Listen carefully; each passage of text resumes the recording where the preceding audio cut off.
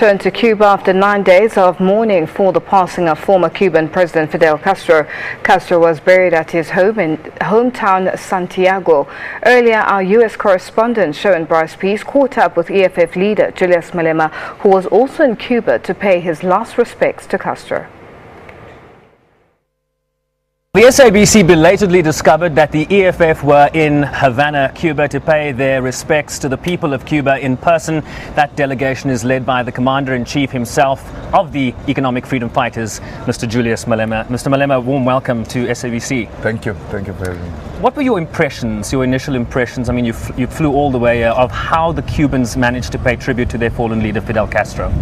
Well, we're impressed that ordinary Cuban people felt affected by the passing away of Commandant Fidel Castro.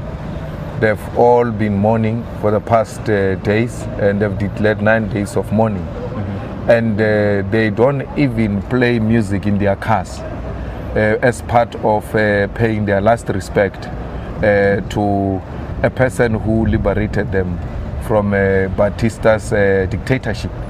And everyone in the city of Havana is quite aware of what is happening, and they've been following, they've been observing those moments of silence, and they've been behaving as if they too are in Santiago, actually paying that last respect for the last moments towards the burial of Commandant Fidel Castro. Santiago, of course, the second city of Cuba where the revolution was birthed and where victory was declared by Fidel Castro in 1959.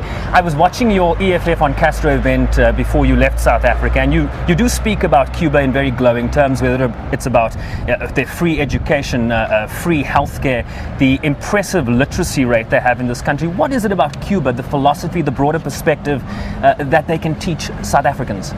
Well, one of the things that we can learn about the Cubans is that they are highly politically conscientized. They are aware of themselves, they are aware of their surrounding, and they understand what constitutes progress and what constitutes the enemy.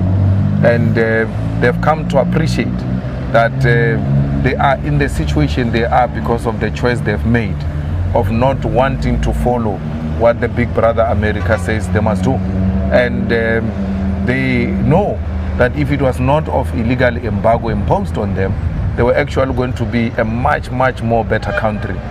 Look at them, they've succeeded. The better education, better health care, the illiteracy levels are extremely low under difficult circumstances. There are many countries which don't suffer from embargo like our country.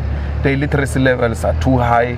The quality of education, the quality of primary health care is nothing compared to a country which is suffering from a serious economic embargo. So we can learn from the Cubans through their determination, through their appreciation that they are a unique nation and they've chosen their path and they will live by their conviction. It's interesting though, Mr. Malema, we've been speaking to some Cubans who say that even despite the embargo, Cuba's model, whether it's a sort of socialist democratic model, could have been more rooted in democracy. They talk about issues of human rights. They talk about freedom of association, freedom of speech. I watched you talk at the E.f.f on Castro event, and I thought to myself, wow, as an opposition leader in your ilk, speaking in a place like Cuba, that would not be allowed. Are there lessons that the Cubans can learn from South Africa? Of course, we exist to learn from each other. I think that if they think their model works for them, I'm not the one to impose on them what should be the type of political systems in Cuba, and they are the ones who can choose which direction they want to take. I guess my question is, do you see a model like Cuba existing in a place like South Africa? Well, we can do actually much better. Our democratic system is intact, it's working. We should live by it. But there are a lot of things to learn from Cuba. We just spoke now about health, about education, about patriotism, about inculcating the history of the revolution in our education system, so that everybody else is conscientized, everybody else is aware of the surrounding and the existing political environment and how they must position themselves. Of course, there will be some few elements who are not happy. Castro was not money. He can't be loved by everyone. There are those who love him, there are those who will have a problem with him because he's a human being. He is bound to commit mistakes. But generally, we are more than happy with the type of work he has done for the Cubans and for the Africans as well. Having contributed to the decolonization of Africa and the defeat of apartheid in Southern Africa is something that we are very proud, and it's what made us to come here. We said we don't care how long it takes. We are going to be with the people of Cuba during their mourning period because that is the least we can do.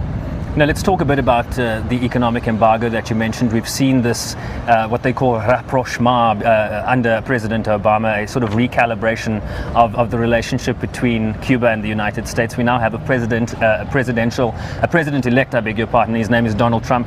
What do you make of some of the statements he's making about Cuba, and how do you see this relationship moving forward in the future?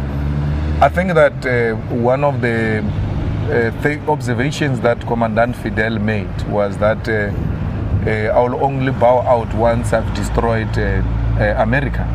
And I think I don't think he destroyed America. I don't think ushering in of Donald Trump is a self-destruction. Fidel didn't have to do it. And you can see from irresponsible statements that are made by a presidential elect who's supposed to actually be uniting everyone. He is more divisive. He makes very regular statements that you will actually expect from a music celebrity, not from a presidential elect. So I think that the self-destruction of America opened ways for Fidel to bow out on his own and say, now I think they are going to become a joke of the world. And they must see to experience what a joke president does, because that's what we experience in South Africa. So they have got their own Zuma now. So we are happy that Americans will have the same feeling. And I'm not happy with the protest. You can't protest against the vote. They must allow him to go occupy the office. Maybe if he make a serious error of judgments and contravene the American laws, only then they can then say we've got a legitimate cause to say he must go. You cannot contest a democratic outcome. That is undemocratic. Final question for you. As you now mentioned, the United States is very much in transition after President Trump is elected. Let's talk about the transition that's underway in Cuba as a final sort of departing point. What do you make of Cuba opening up to the rest of the world? And are you concerned that the socialist model that Fidel Castro fought so long to create is going to be undermined and threatened? Not at all. I'm happy that the Cubans are opening up to the world. They are opening up to America. Because, capitalism, every time it fails, is given an opportunity to adjust itself, to remodel itself, to speak to current conditions. And when socialism does the same, it is accused of permanent failure. So we look at what has worked under Fidel, and President Raul will say, this has not worked, this has worked, but the fundamentals will remain. Their mine here is hotels. And the hotels are owned by the government because that's what generates an income. Do we still have to own the hotels, or do we have to outsource them? If we outsource them, how do we stand to benefit as the Cuban state? So we are not even threatened by any form of change, because every economic system go through adjustments.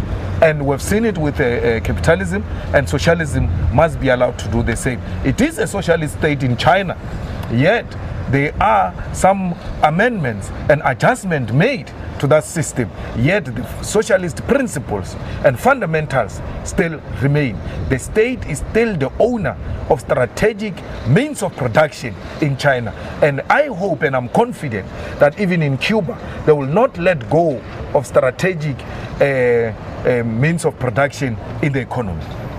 Well, a confident Julius Malema. Thank you very much indeed, sir. Julius Malema, the Commander-in-Chief of the Economic Freedom Fighters, speaking to us here in Havana, Cuba, just hours after the ashes of the late President Fidel Castro were interred in Santiago de Cuba.